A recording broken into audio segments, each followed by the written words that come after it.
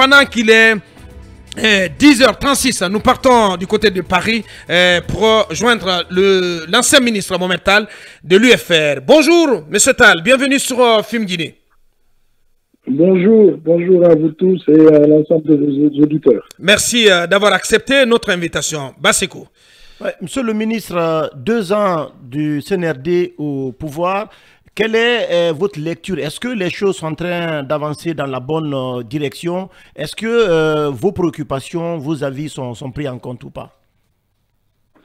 Oui, merci d'abord pour l'invitation. Bien.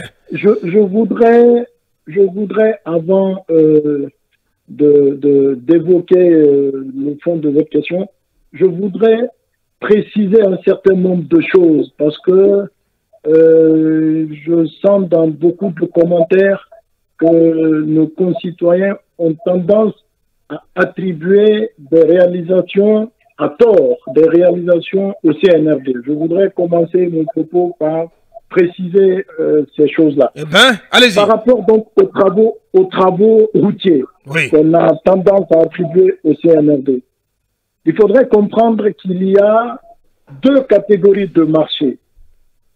La première catégorie de marchés, ce sont des marchés dont le financement avait été bouclé avant le 5 septembre. Ces marchés ont été attribués principalement à 2 sociétés chinoises, Cibitec et CRBC. Ouais. Alors, ça concerne les voiries de Conakry, le pont de Cagbelin, de kilomètre 36, Amdala, Bambeto, etc.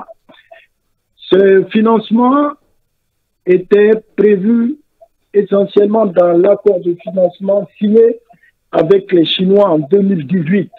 Donc l'accord cadre de 20 milliards de dollars.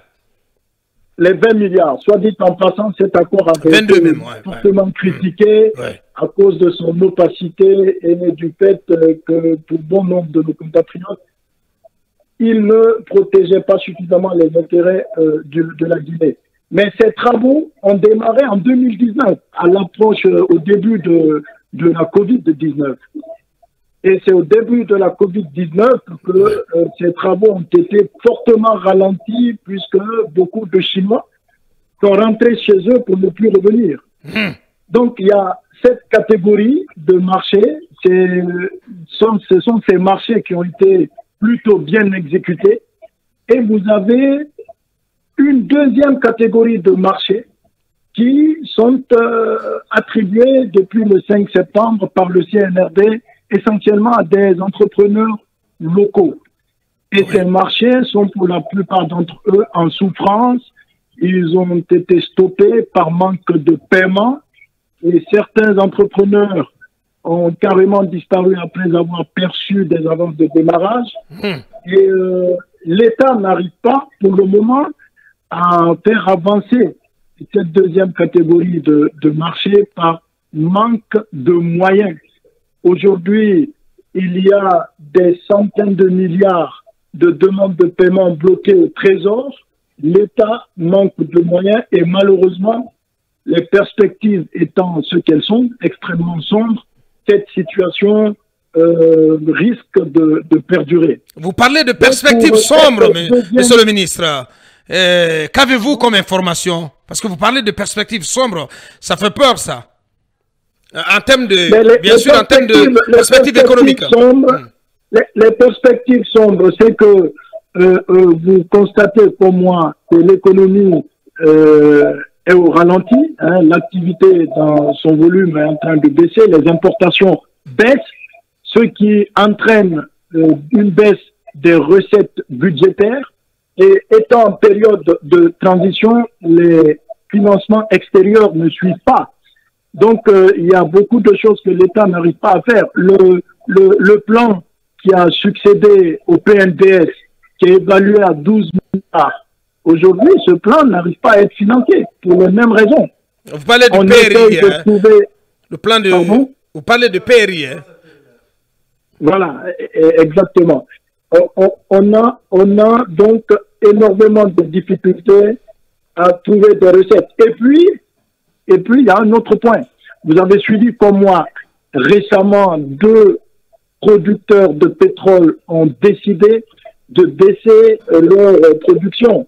Je veux parler de la Russie et de l'Arabie Saoudite. Eh ben, c'est ce qui a fait que les prix ont pris de l'ascenseur, là, à l'international. Ouais. Sur le cours mondial du baril. Tout à fait. Et comme vous connaissez, en Guinée, lorsque le cours fluctue, quand c'est à la hausse, il n'y a pas de problème, on suit. Mais quand c'est à la baisse, généralement, on ne suit jamais. Donc là aussi, on peut légitimement s'attendre dans les semaines ou mois à venir à une probable augmentation des prix du carburant. Ouais.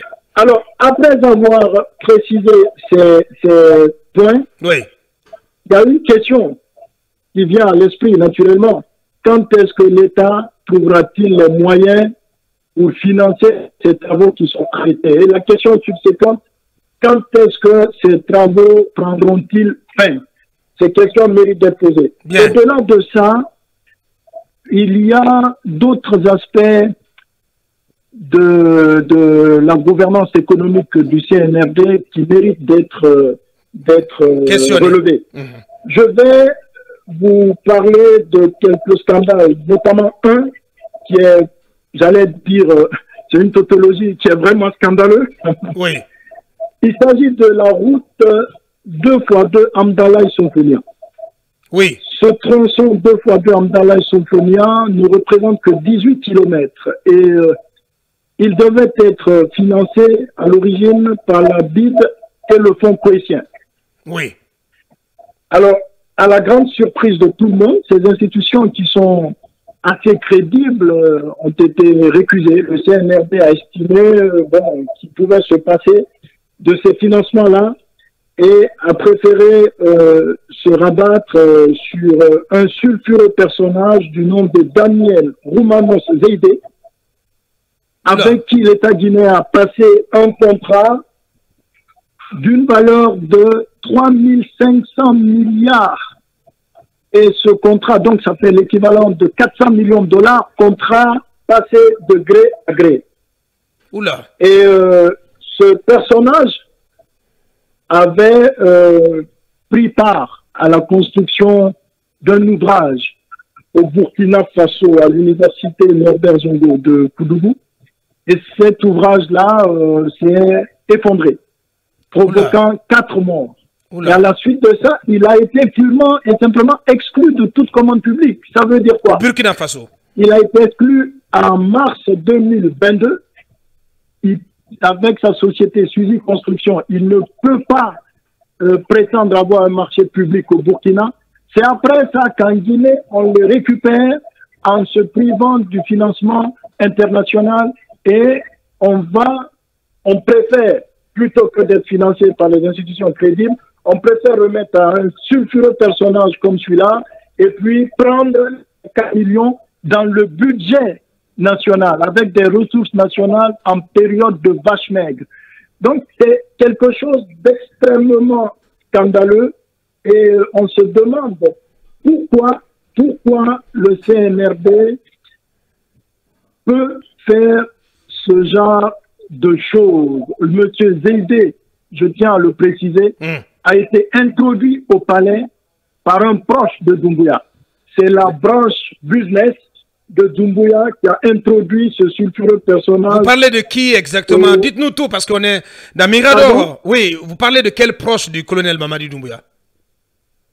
Non, je préfère, comme vous êtes journaliste, je vous ai donné, je crois, suffisamment d'éléments pour vous permettre d'approfondir les enquêtes. Très bien. Je voulais simplement parler de ce scandale pour essayer de mettre à nu un peu plus la nature du CNRD. Et il y a d'autres problèmes assez importants qui se posent en matière de gouvernance. Il y a le problème dans le secteur de l'énergie. Oui. Le secteur de l'énergie, comme vous le savez, les barrages Caleta, Swapiti, tout ça ont été construits en PPP. Et aujourd'hui, depuis 2021, l'État guinéen n'honore plus ses engagements vis-à-vis des entreprises chinoises. Donc cela nous met en... Parce que les Chinois ont l'entièreté de la propriété sur ces barrages-là. Et du coup, nous faire perdre le contrôle d'un secteur stratégique, d'un secteur extrêmement important qui est celui de l'énergie. Si nous perdons le contrôle du secteur de l'énergie, nous perdons subséquemment le contrôle de pas mal de choses. Nous perdons le contrôle de notre industrialisation, par exemple. Et l'industrialisation parce que c'est intimement extrêmement importante pour accélérer la création des richesses. Donc, c'est un problème extrêmement sérieux. Il y a aussi le problème de EDG, c'est dans le même secteur. Aujourd'hui, EDG est confronté à d'énormes difficultés. Comme vous le savez, le financement de ces barrages n'était pas appréciable de mon point de vue. Les Chinois détiennent la production et nous, à EDG, nous avons la commercialisation. Donc, des difficultés subsistent parce que nous ne sommes pas maîtres tout à fait de la production, donc du prix qui est fixé par les Chinois. Et ensuite, il y a des entrepreneurs qui sont parachutés généralement de la présidence avec des marchés de gré à gré. Tout ceci siphonne un peu les ressources de EDG, sans compter les difficultés de recouvrement des factures. Mohamed Tal, si on vous suit très bien, voilà, vous êtes en train de dépeindre une gestion faite d'incompétence, de clientélisme, de corruption, de passe-droit, de rétrocommission, etc., etc. Donc pour vous, la gestion publique, c'est plutôt dégradé sous le CNRD. C'est ce que vous voulez faire passer comme message? Ça s'est énormément dégradé, mais je crois qu'il ne faudrait pas passer à côté de ces scandales-là, parce qu'ils sont quand même extrêmement importants. J'ai parlé quand même d'un marché de 400 millions de gré à gré, et qu'on va faire peser sur le budget national plutôt que de se faire financer par des institutions internationales. C'est excessivement grave. Donc ça, je vous exhorte à approfondir cette question-là. C'est bien noté. Nous avons bien pris note. Il y a aussi... Pardon? Je disais que nous avons bien pris note sur ces révélations. Voilà. Il y a aussi à Simandou. Certains de vos confrères n'ont pas manqué d'évoquer cette question-là. C'est la construction du port en eau profonde. Dans la convention initiale, cette infrastructure était prévue, donc il était prévu de construire un port en eau profonde à Mouribaya pour assurer l'évacuation du minerai de fer. Mais curieusement, le CNRD a décidé de renoncer à ça. On ne sait pas très bien pour quelle raison. Et au lieu du port en eau profonde, le CNRD dit, bon, nous, on renonce à la construction de la jetée sur 18 km, on va utiliser les barges comme s'ils n'avaient pas tiré les leçons de l'échec en la matière du régime précédent, qui a expérimenté cette méthode vers Boké Kamsar. On a vu le désastre que ça représente. Et dans cette zone, il y a des activités de pêche, il y a des activités agricoles. Il s'agit quand même d'une centaine de millions de tonnes qui vont être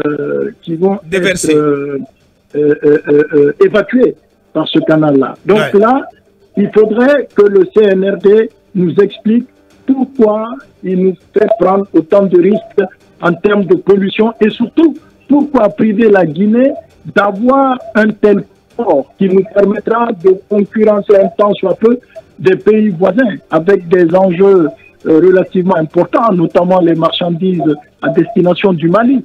Donc il y a quand même des enjeux qui vont au-delà de l'exploitation de Simandou en tant que tel. Pourquoi ce genre de décision? Bien, très bien. Mohamed Tal, très bon ce matin. Ce que nous allons faire, est-ce qu'on est bousculé par le temps, est-ce qu'en 2 minutes, vous pouvez nous... Aboubacar, tu mérites une pénalité. Sincèrement. Sincèrement,